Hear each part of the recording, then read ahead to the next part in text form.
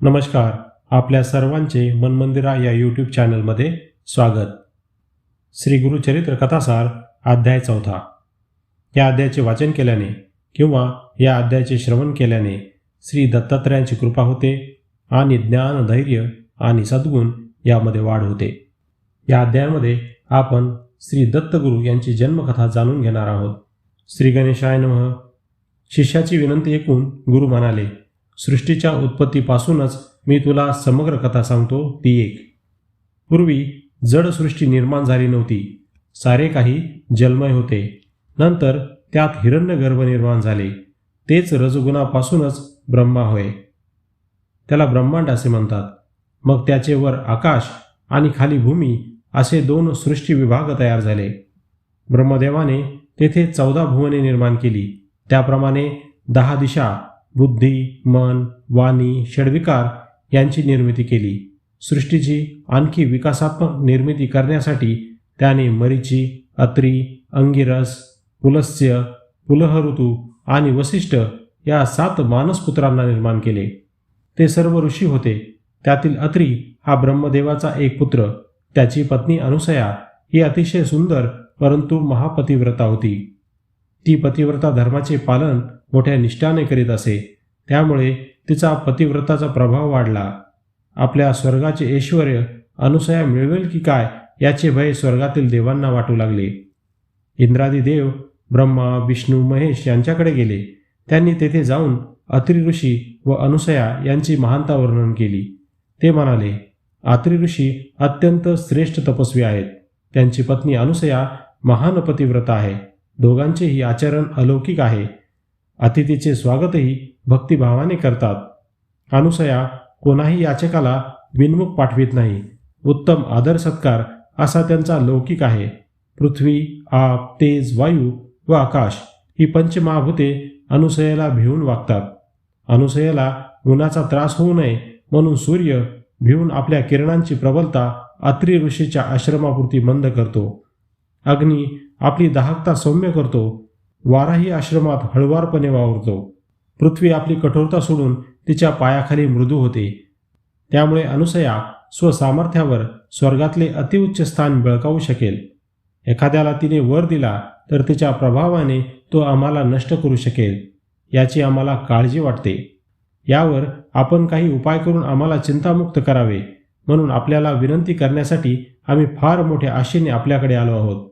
आपल्या सामर्थ्याविषयी आमच्या मनात तिळमात्र शंका नाही. देव म्हणाले. देवांचे घराणे ऐकून ब्रह्मा, विष्णू, महेश चांगले संतापले. त्यांनी अनुसयेच्या पातिव्रत्याचा भंग करण्याचा निश्चय केला. देवांना अभय देत ते म्हणाले, चला आपण अत्री ऋषीच्या आश्रमात जाऊ आणि तिच्या सतीत्वाची परीक्षा पाहू. असे म्हणून तिघांनी भिक्षुकांची रूपे घेतली व ते आश्रमाच्या दारात आले. त्यावेळी अत्री ऋषी अनुष्ठान करण्यासाठी नदीकाठी गेले होते. अनुसया आश्रमातच होती. भिक्षुक रूपातले हे तिघे देव आश्रमाच्या दारात उभे राहून म्हणाले, भगवती, आम्ही ब्राह्मण अतिथी आलो आहोत. आम्हाला भूक लागली आहे. लवकर भोजन वाढा, नाहीतर आम्ही विन्मुख होऊन अन्यत्र जाऊ. तुमच्या आश्रमात आलेला कधी निराश होऊन जात नाही. तुम्ही इच्छा भोजन देता अशी तुमची भूतळावर ख्याती ऐकली म्हणून इच्छा भोजन मागायला आलो आहे.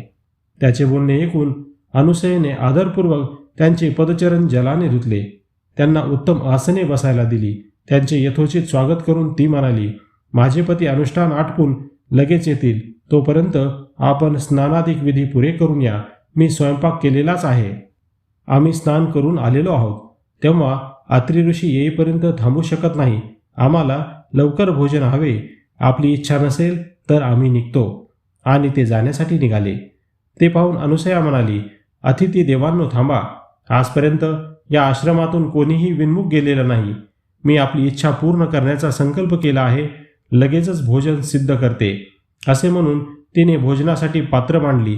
पात्रात अन्न वाढणार तोच ते म्हणाले, आमची एक इच्छा आहे, ती तू पूर्ण करणार का?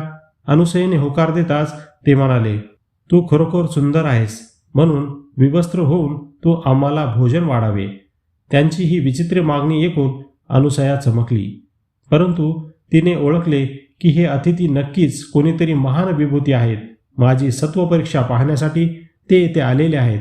मला ती पूर्ण केलीच पाहिजे. माझे मन निर्मळ आहे. माझी पतिभक्ती, पतीय तपोबल मला या संकटातून तारील. ती आत गेली व तिने पतीचे स्मरण करून संकल्प केला. हे अतिथी माझे पुत्र होऊन लहान बालके होतील. तिने विवस्त्र होऊन भोजन वाढण्यासाठी बाहेर आणले. त्यावेळी बाहेर 3 अतिथी बालके होऊन लोळत रडत असल्याचे तिने पाहिले. तिलाही आपल्या संकल्पाच्या सामर्थ्याचे नवल वाटले. आज जाऊन ती पुन्हा वस्त्रे परिधान करून बाहेर आली. बाळ भुकेने गडबड लोळत होती. तिचे वात्सल्य जागृत झाले. तिने ममतेने त्यांना छातीशी धरले. तोच मातृप्रेमाने तिला पाना फुटला. तिने 3 बालकांना स्तनपान करून त्यांची भूक शांत केली व त्यांना पाळण्यात घालून अंगाई गाऊन झोपविले. अत्री आश्रमात परत आले. घरामध्ये पाळण्यात 3 सुकुमार बालके दिसली. अनुसयेने त्यांना सर्व वृत्तांत सांगितला. तेव्हा त्यांनी अंतर्ज्ञान दृष्टीने पाहून ओळखले आणि बालकरूपातील ब्रह्मा, विष्णू, महेश यांना नमस्कार केला. देवांना संतोष वाटला. ते निजरूपात प्रकट झाले. त्यांनी अत्री ऋषींना वर मागा म्हणून सांगितले. आपण पुत्ररूपाने आमच्याजवळ राहावे असे उभयतांनी म्हणतात. 3 देवांनी वेगवेगळे रूपे घेतली. ब्रह्मदेवाने चंद्राचे, शंकराने दुर्वासाचे, विष्णूने दत्त म्हणून बालरूप घेतले. दुर्वास तप करण्यासाठी चंद्र तारांगणात राहून चंद्रकिरणांनी वनस्पतीचे पोषण करण्यासाठी जाणार होते. विष्णू मात्र बालक म्हणून अनसूया अत्री जवळ राहिले. शिव ब्रह्मा यांनी आपले दिव्य अंश विष्णूच्या दत्त रूपात ठेवले. नामकर्णीला दत्त जन्माची कथा सांगून दत्तत्रयाच्या पुढील अवताराची कथाही सिद्धगुरु सांगू लागले. इति श्री गुरुचरित्र कथासार अध्याय 4 समाप्त.